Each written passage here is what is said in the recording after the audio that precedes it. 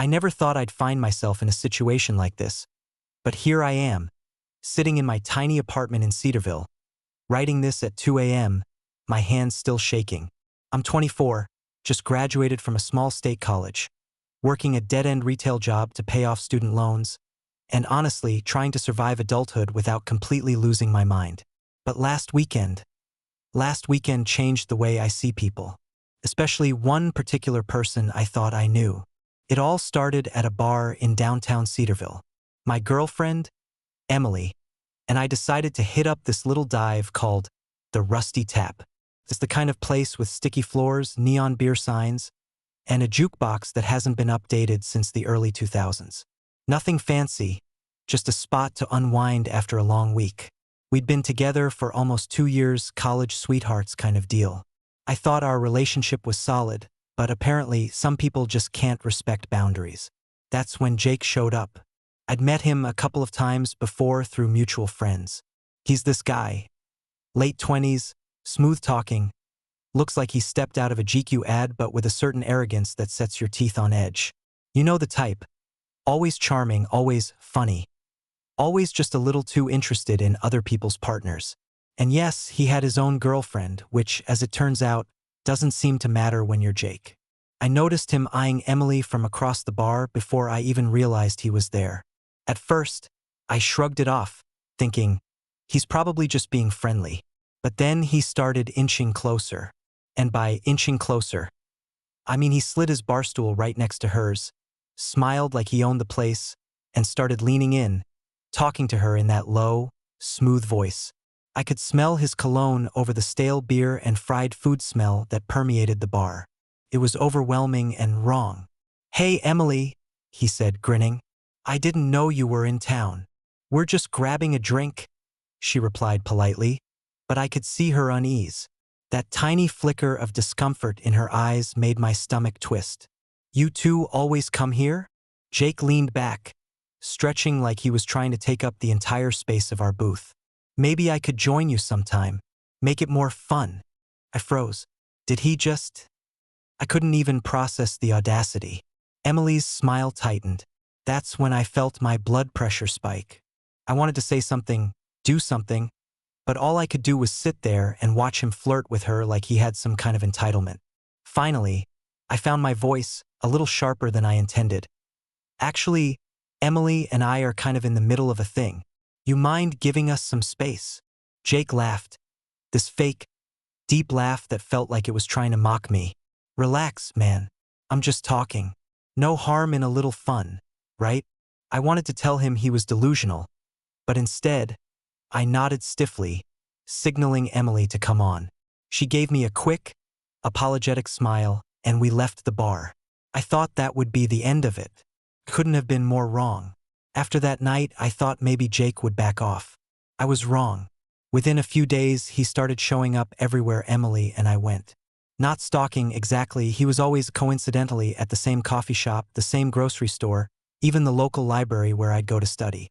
At first, I tried to laugh it off, telling Emily, maybe he just really likes lattes.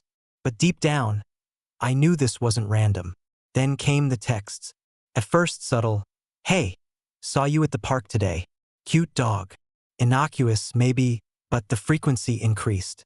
Every few hours, little nudges of attention, always directed at Emily, always friendly on the surface, but layered with something calculated, something invasive.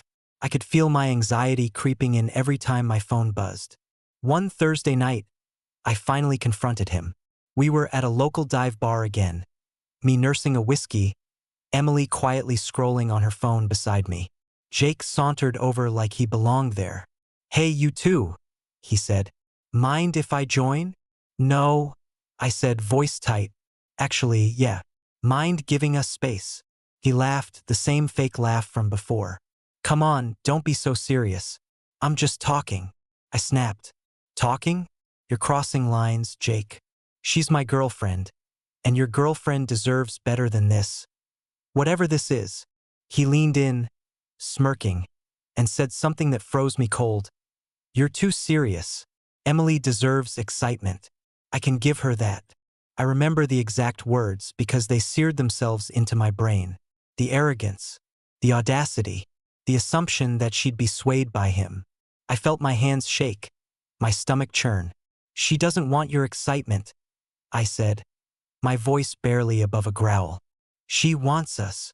For the first time, I saw his mask slip. Anger flashed across his face, quick and sharp, like a storm breaking behind calm skies. "You think you're so perfect for her?" he spat. "You're just boring. She'll see that."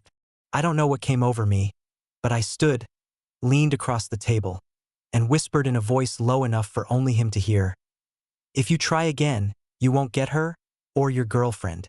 He laughed then, nervous, like he realized I meant it, and I realized something important.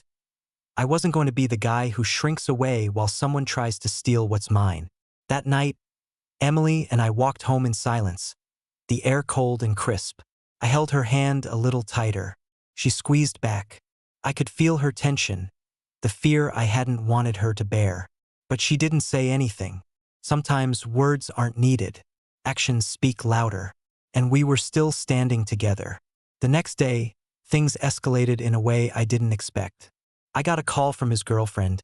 Turns out she'd been texting Emily too, but in private, asking if Emily was seriously considering him. Emily didn't even reply, but she showed me the texts. I stared at them, numb. The audacity. I realized Jake wasn't just trying to flirt. He was manipulating everyone around him, thinking he could rewrite reality so that he ended up with Emily.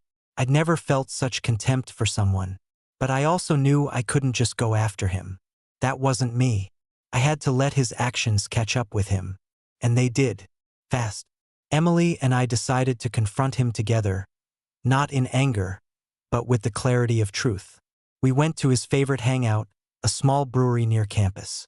When he saw us, he smirked, confident, like he'd won some imaginary game. Emily stepped forward. "Jake, we need to talk. Alone." He raised an eyebrow, then nodded, leading us to the back. That's when Emily laid it out. Calmly, directly. "You're toxic. You think you can take what isn't yours, but it doesn't work that way. I want nothing to do with you." I watched as the smirk faded, replaced by disbelief. "You what?" I said. "Nothing," she repeated. And just like that, he realized he'd lost. Not me, not her, but both. His girlfriend had apparently seen through his games too, because I later found out she'd broken up with him the same day. Karma, in its slow, perfect way, had finally arrived. We walked out of that brewery holding hands, a strange mix of relief and exhaustion washing over me. I kept replaying her words in my head. One in particular, "You're toxic. You think you can take what isn't yours." That's the line I'll never forget. That's the truth that finally freed us from his shadow. So yeah, Reddit, that's the story. Jake tried to steal my girlfriend, and in the process, he lost everything himself. Emily and I were stronger, closer, and honestly, a little more wary of the smooth-talking types out there. Edit. Thanks for the overwhelming response, everyone. For clarity, Emily never flirted back, and at no point did I ever feel she was in danger, just annoyed and uncomfortable. Also, yes, I did confront him in person, but we stayed safe and calm.